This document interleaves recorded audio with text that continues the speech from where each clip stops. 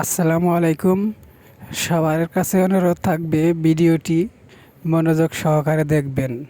আশা করি ভিডিওটি ভালো লাগবে। তো বাচ্চাটি বল দিয়ে একা একা খেলতে খেলতে হঠাৎ করে ড্রামের ভিতরে বলটি পড়ে যায়। এক পর্যায়ে কোনো বুদ্ধি খাটিয়ে উঠতে পারতেছে কেমনে বলটা আনবো। তো আপনারা দেখতে থাকুন, ভিডিওটি অবশ্যই ভালো লাগবে। এটি একটি সিসি ফুটেজ।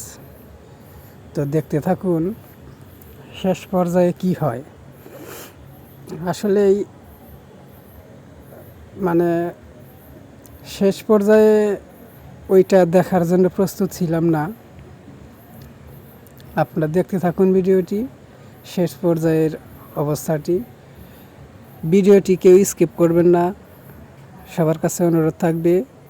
আর যদি আপনার কাছে ভিডিওটি গুরুত্ব মনে হয়, সবাইকে দেখার জন্য ভিডিওটি শেয়ার করে দিবেন।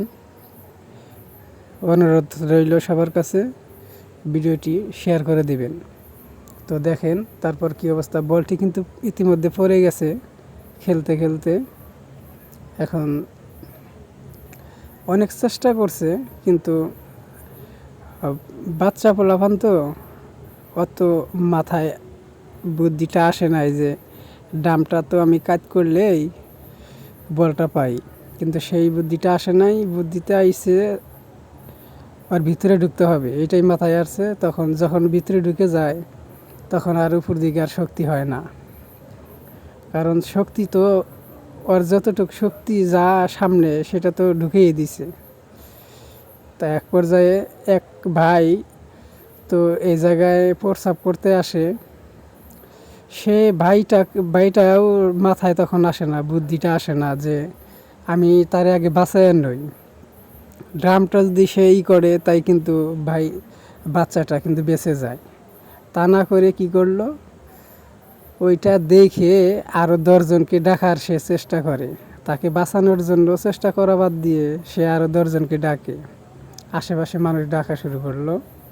তো এক পর্যায়ে যখন মানে অবস্থা একদম খারাপের অবস্থার মধ্যে যায়, তখন আশেপাশে যারা দুইজন লোকজন ডাক দেয়, ভাইজান যখন ডাক দেয়, এখন কিন্তু উনি পারতো এই ড্রামটা কিন্তু উনি কাজ করতে পারতো, একাই কিন্তু করতে পারতো। কিন্তু তা না করে সময় নিচ্ছে। আরও সময় নেওয়ার জন্য অবস্থা আরও ক্রিটিক্যাল হচ্ছিল। সেজন্যই মনে করেন যে দেখতে থাকুন অবস্থা। তারপরেও মাথায় এদের জ্ঞান আসে না যে ড্রামটা কাজ করি তাড়াতাড়ি।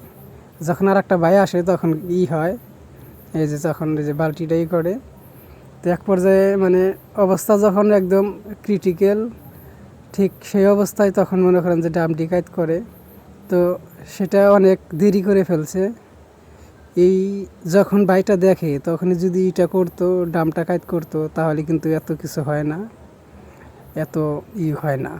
ড্রামের মধ্যে যা পানি ছিল আমার মনে হয় অর্ধেক অতি খাইছে, বাচ্চাটাই অর্ধেক খেয়ে ফেলছে। দম তো মনে করেন যে ওর ভিতরে তো দম আইকে গেছে, বুঝতে পারছেন বিষয়টা। তো এই হচ্ছে বিষয়। আসলে বিষয় কোনটা, আপনাদের আমাদের সবাইকেই একটু অ্যালার্ট থাকতে হবে। এই সমস্ত জায়গায় কোনো সময়ের জন্য এরকম ড্রাম যদি থাকে তাহলে আমরা বোঝাই করে রাখবো না, বা কোনো পানি টানি রাখবো না। খালি ড্রাম যদি রাখতো আজকে এই ঘটনাটা হতো না। খালি ড্রাম থাকলে এই সমস্যাটা আজকে হতো না। সবারই বাচ্চা কাচ্চা আছে, খেলতে যাইবো, এটাই স্বাভাবিক। কিন্তু আমাদের সচেতন হতে হবে। তো সবার কাছে অনুরোধ, ভিডিওটি সবাই শেয়ার করে দিবেন। ভিডিওটি যদি ভালো লাগে, ধন্যবাদ।